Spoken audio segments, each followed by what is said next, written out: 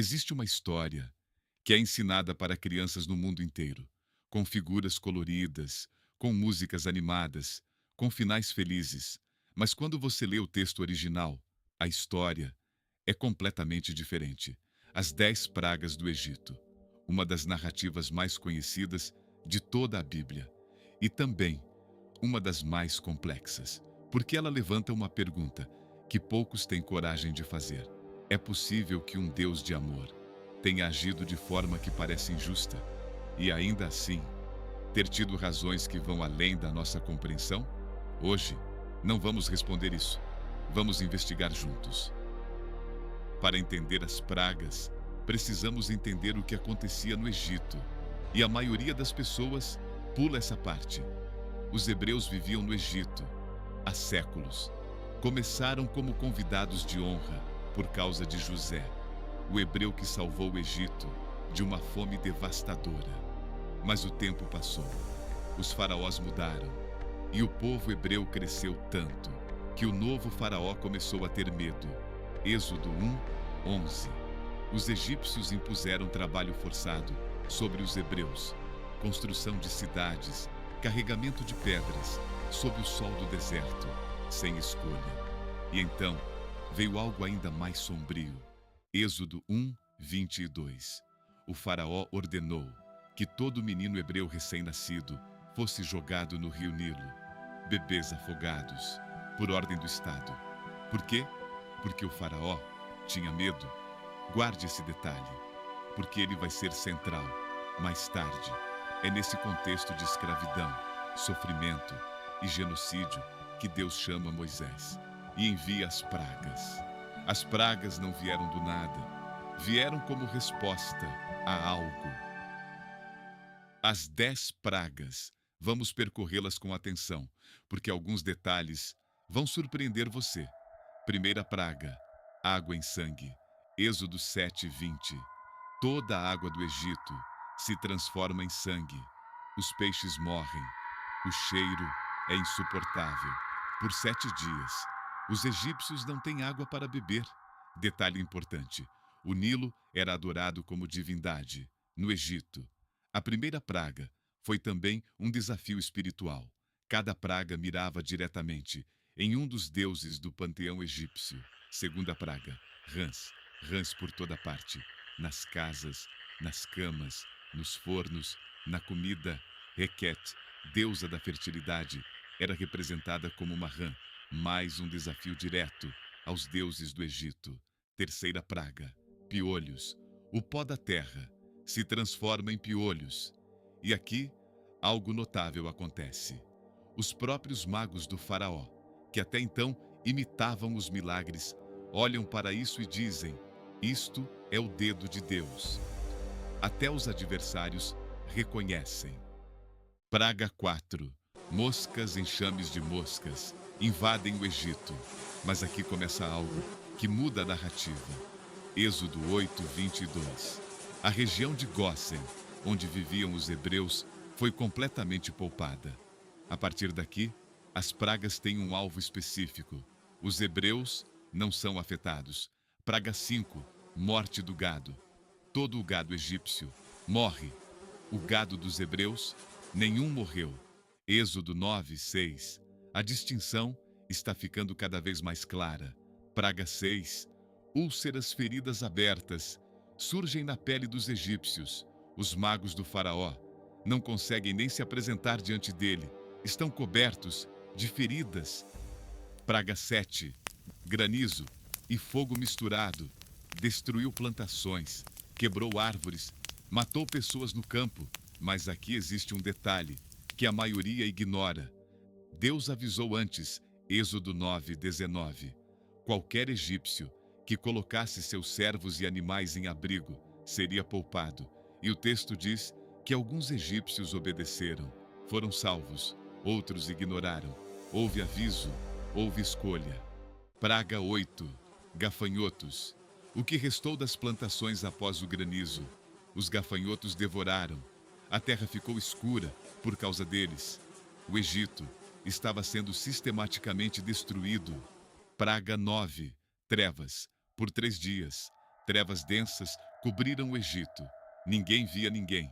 Ninguém se movia, exceto os hebreus, que tinham luz em suas casas.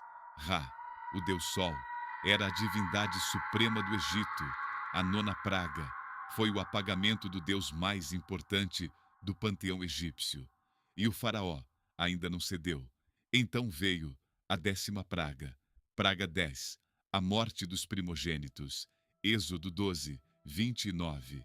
Feriu o Senhor a todos os primogênitos na terra do Egito, desde o primogênito do faraó até o primogênito do cativo que estava no cárcere, e todos os primogênitos dos animais.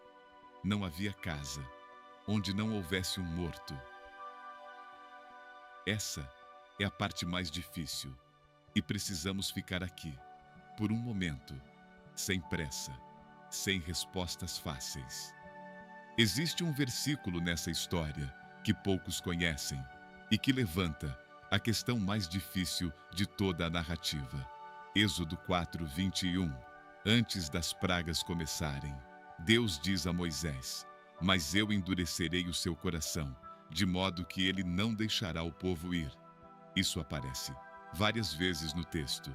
Em algumas passagens, é o próprio faraó quem endurece o coração. Em outras, é Deus quem endurece. Os estudiosos debatem isso há séculos e existem interpretações sérias nos dois lados. Teólogos como Alvin Plantinga argumentam que Deus conhecia de antemão a escolha que o faraó faria e simplesmente confirmou o que já estava no coração do homem. Não foi manipulação, foi confirmação. Outros estudiosos veem aqui uma tensão real com o livre-arbítrio. Se Deus interveio para impedir a escolha, a responsabilidade moral se complica. Não existe consenso e talvez não deva existir, porque essa tensão nos força a pensar mais fundo. Vamos ouvir os dois lados dessa história, com honestidade, perspectiva crítica. Do ponto de vista crítico, a morte dos primogênitos levanta perguntas legítimas.